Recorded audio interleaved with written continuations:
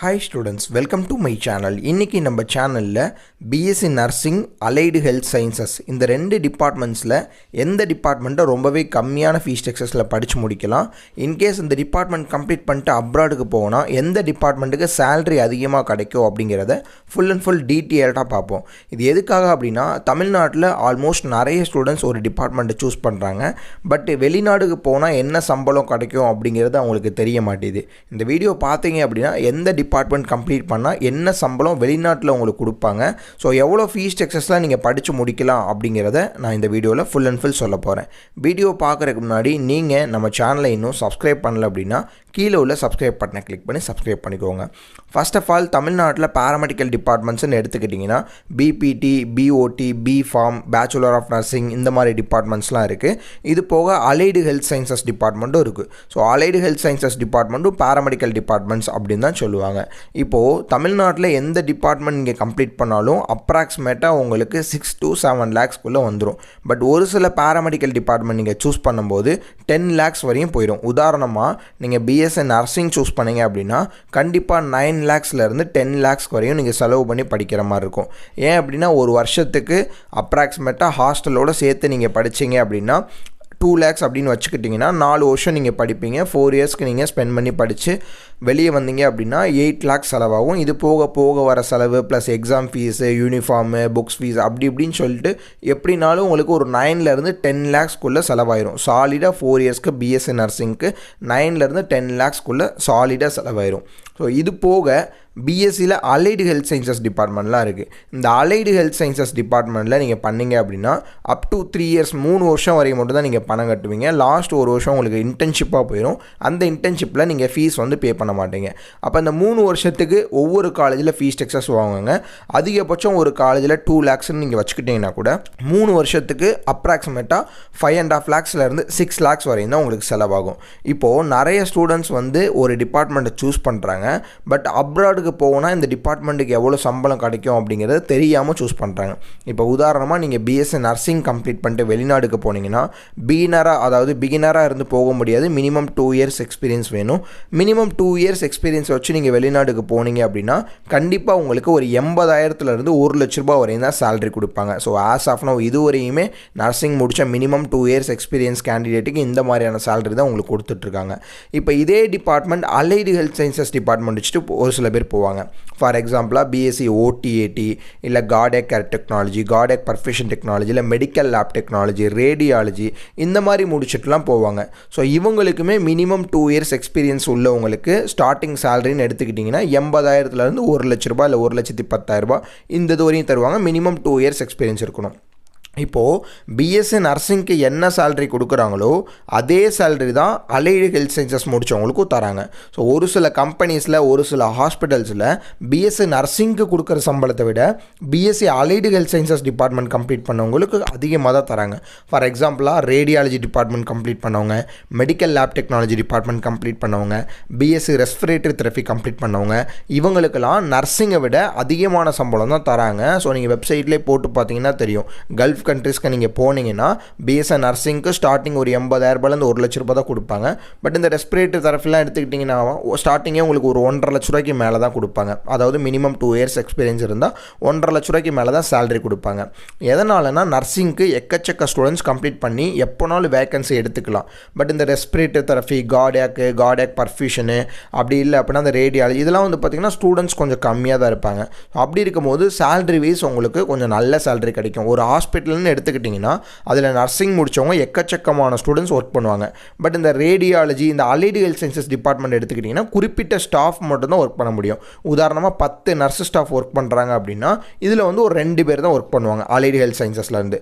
அப்படி இருக்கும் போது இந்த டிபார்ட்மெண்ட்டுக்கு கொஞ்சம் வேக்கன்சிஸும் உங்களுக்கு நிறையா இருக்கும். அதே மாதிரி சேலரியுமே வந்து நர்சிங்கோட கம்பேர் பண்ணும்போது நல்ல சேலரி கொடுப்பாங்க.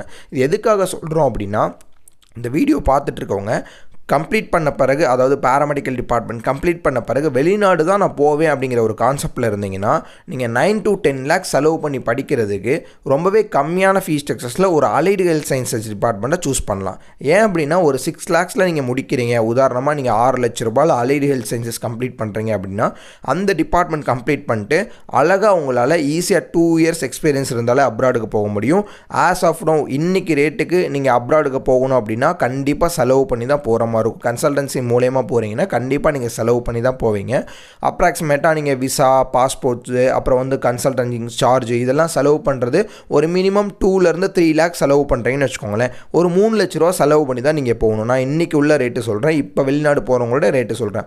அப்படி இருக்கும் போது ஒரு 2 to 3 lakhs செலவு பண்ணி நீங்கள் போகிறீங்க அப்படின்னா இந்த 2 to 3 lakhs நர்சிங் படிக்கிறதுலையோ இல்லை வேறு ஏதாவது டிபார்ட்மெண்ட் அதிகமாக ஸ்பெண்ட் பண்ணி படிக்கிறதுலையோ இல்லை டொனேஷன்ஸ் கட்டி படிக்கிறதுலையோ சேவ் பண்ணி வச்சிங்க அப்படின்னா இந்த அமௌண்ட்டை வச்சு ஈஸியாக உங்களால் வெளிநாடு போக முடியும். இப்போ இந்த அமௌண்ட் உங்ககிட்ட இல்லை, நீங்கள் மற்ற டிபார்ட்மெண்ட்டுக்கு டொனேஷனுக்கு இல்லை வேறு டிபார்ட்மெண்ட்டுக்கு எக்ஸ்ட்ரா படிக்கிறதுக்கு நீங்கள் செலவு பண்ணிட்டீங்கன்னா நாளைக்கு படித்து முடித்த பிறகு நீங்கள் எக்ஸ்ட்ரா நீங்கள் அமௌண்ட் போட்டு வெளிநாடுக்கு போகிற மாதிரி இருக்கும்.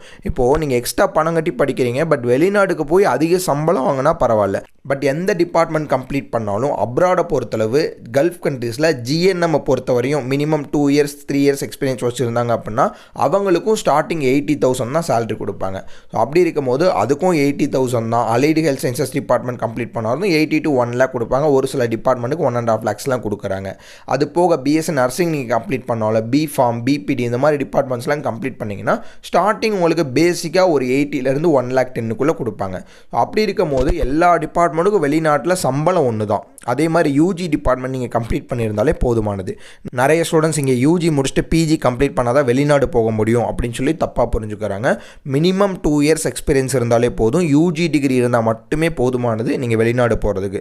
ஸோ அப்படி இருக்கும்போது தமிழ்நாட்டில் ரொம்பவே அதிகமாக செலவு பண்ணி ஒரு பேராமெடிக்கல் டிபார்ட்மெண்ட் நீங்கள் படிக்கிறதுக்கு ரொம்ப கம்மியான செலவில் ஒரு பேராமெடிக்கல் டிபார்ட்மெண்ட் நீங்கள் கம்ப்ளீட் பண்ணுறீங்க. உதாரணமாக எந்த காலேஜ்னாலும் ஓகே, எனி காலேஜ், எந்த காலேஜ்னாலும் ஒரு ரெகனைஸ்டு காலேஜில் நீங்கள் கம்ப்ளீட் பண்ணுறீங்க அப்படின்னா அந்த சர்டிஃபிகேட்டை வச்சு அழகாக உங்களால் வெளிநாடுக்கு போக முடியும். ஸோ இதுதான் வந்து ஈஸியாக வெளிநாடுக்கு போகிறதுக்கான சிம்பிளான மெத்தட். நிறைய ஸ்டூடெண்ட்ஸ் வந்து இது தெரியாமல் ரொம்பவே யோசித்து ஃபீல் பண்ணிகிட்ருக்காங்க. எந்த டிபார்ட்மெண்ட் நீங்கள் கம்ப்ளீட் பண்ணாலும் பேராமெடிக்கலுக்கு அப்ராடில் ஜாப்ஸ் இருக்குது. நீங்கள் பேராமெடிக்கலில் ஒரு டிபார்ட்மெண்ட் கம்ப்ளீட் பண்ணுறீங்க அப்படின்னா மினிமம் 2 years எக்ஸ்பீரியன்ஸ் இருந்தால் போதும். ஸோ அதிகமாக செலவு பண்ணி டொனேஷன்ஸ் கொடுத்து ஒரு டிபார்ட்மெண்ட் எடுக்கிறதுக்கு அவசியமே கிடையாது. இந்த வீடியோ பார்த்துட்டு இருக்கவங்க கவுன்சிலிங்காக வெயிட் பண்ணிகிட்டு இருப்பீங்க. கண்டிப்பாக ஃபஸ்ட் கவுன்சிலிங் வந்தவங்க அட்மிஷன்ஸ் போட்டிருப்பாங்க. செகண்ட் கவுன்சிலிங் 2A 2Bக்காக வெயிட் பண்ணிட்டு இருப்பாங்க. சில பேர் மாப்பப் ரவுண்ட்ஸ்க்காகலாம் வெயிட் பண்ணிட்டு இருப்பாங்க, எங்கேயாவது நம்மளுக்கு சீட்ஸ் கிடைக்காதா அப்படின்னு சொல்லி. ஸோ இவ்வளோ டேஸ் வெயிட் பண்ணிங்க, இதுக்கப்புறம் சீட்ஸ் கிடைக்குமா இல்லையா அப்படிங்கிறத இன்னும் கொஞ்ச நாளில் உங்களுக்கு தெரிஞ்சிடும். ஸோ கடைசி வரையும் நீங்கள் கவுன்சிலிங்கில் வெயிட் பண்ணி கடைசி வரையும் உங்களுக்கு காலேஜஸ் எதுவுமே கிடைக்கல அப்படின்னா அப்போ கண்டிப்பாக உங்களுக்கு ப்ரைவேட்டில் காலேஜஸ் ஓப்பனாக தான் இருக்கும். அந்த டைமில் நீங்கள் ப்ரைவேட்டில் அட்மிஷன்ஸ் போட்டுக்க முடியும். ஸோ ஆஸ் ஆஃப் நோ இப்போ நீங்கள் போய் எந்த காலேஜில் கேட்டாலும் கண்டிப்பாக உங்களுக்கு டொனேஷன் சொல்லுவாங்க, அப்படி இல்லைனா ஃபீஸ் இன்க்ரீஸ் பண்ணி சொல்லுவாங்க. அதுவும் இல்லாமல் வந்து பார்த்தீங்கன்னா ஸ்காலர்ஷிப்ஸ் எதுவுமே கொடுக்க மாட்டாங்க. ஸோ நீங்கள் கவுன்சிலிங்லாம் கம்ப்ளீட் பண்ணிட்டு அதுக்கப்புறம் ஃபைனலாக உங்களுக்கு கிடைக்கல அப்படிங்கும்போது ஒரு காலேஜுக்கு போனீங்கன்னா அங்கே கேன்சலேஷன் சீட் இருந்துச்சுன்னா அந்த சீட்ஸ் உங்களால் போட்டுக்க முடியும். இல்லை அப்படின்னா ஈஸியாக நீங்கள் கம்மியான ஃபீஸ் ஸ்ட்ரக்சர்ஸில் ஒரு சில ப்ரைவேட் காலேஜஸில் பண்ணிக்க முடியும். இந்த வீடியோ பார்த்துட்டு இருக்கோங்க, இந்த வீடியோ சேவ் பண்ணி வச்சுக்கோங்க, வீடியோ லைக் பண்ணி வச்சுக்கோங்க. இன்கேஸ் கடைசியில் உங்களுக்கு கவுன்சிலிங்கில் கிடைக்கல, இல்லை வந்து நான் எதிர்பார்த்த மாதிரியான காலேஜஸ் கிடைக்கல, ஃபீஸ் ஸ்ட்ரக்சர்ஸ் ரொம்பவே அதிகமாக இருக்குது, கொஞ்சம் மற்ற காலேஜும் நல்ல ஸ்டாண்டர்டாக இருக்கணும், ஃபீஸ் ஸ்ட்ரக்சரும் கொஞ்சம் கம்மியாக இருக்கணும், நான் கேட்ட டிபார்ட்மெண்ட் எனக்கு வேணும் அப்படின்னு ஆசைப்படுறவங்க கவுன்சிலிங்லாம் முடிஞ்சதுக்கப்புறம் இந்த நம்பருக்கு கால் பண்ணிங்க. அப்படி இல்லை டிஸ்கிரிப்ஷனில் நம்பர் இருக்கும், அந்த நம்பருக்கு கால் பண்ணிங்க அப்படின்னா ரொம்பவே கம்மியான ஃபீஸ் ஸ்ட்ரக்சர்ஸில் பேராமெடிக்கல் டிபார்ட்மெண்ட்டில் நீங்கள் எந்த டிபார்ட்மெண்ட் கேட்குறீங்களோ அந்த டிபார்ட்மெண்ட் எப்படி வாங்கலாம் அப்படிங்கிறத உங்களுக்கு ஃப்ரீயாகவே கைட் பண்ணுவாங்க. ஸோ இப்போ எந்த காலேஜஸ் நீங்கள் போனாலும் கண்டிப்பாக உங்களுக்கு ஃபீஸ் ஸ்ட்ரக்சர்ஸ் கூட சொல்லுவாங்க, இல்லைனா டொனேஷன் சொல்லுவாங்க. ஸோ கவுன்சிலிங்லாம் முடிஞ்சதுக்கப்புறம் தான் என்ன ஃபார்மாலிட்டிஸ் இருக்குது அப்படிங்கிறது எல்லாத்துக்குமே தெரியும். ஆல்மோஸ்ட் செகண்ட் கவுன்சிலிங்காவது முடிஞ்சால் தான் நிறைய காலேஜோட ஸ்டேட்டஸ் என்ன அப்படிங்கிறது தெரியும். ஸோ மறக்காமல் இந்த வீடியோவை லைக் பண்ணி வச்சுக்கோங்க. உங்கள் ஃப்ரெண்ட்ஸ் அண்ட் ரிலேட்டிவ்ஸில் யாராவது ரொம்ப கம்மியான ஃபீஸ் ஸ்ட்ரக்சர்ஸில் பேராமெடிக்கல் படிச்சுட்டு நான் வெளிநாடு போயே தரணும் அப்படிங்கிற ஒரு கட்டாயத்தில் இருந்தாங்க அப்படின்னா அவங்களுக்கு இந்த வீடியோவை ஷேர் பண்ணுங்கள், ரொம்ப யூஸ்ஃபுல்லாக இருக்கும். நெக்ஸ்ட் வீடியோவில் இதை விட நல்ல அப்டேட்டோட பார்க்கலாம். தேங்க்யூ.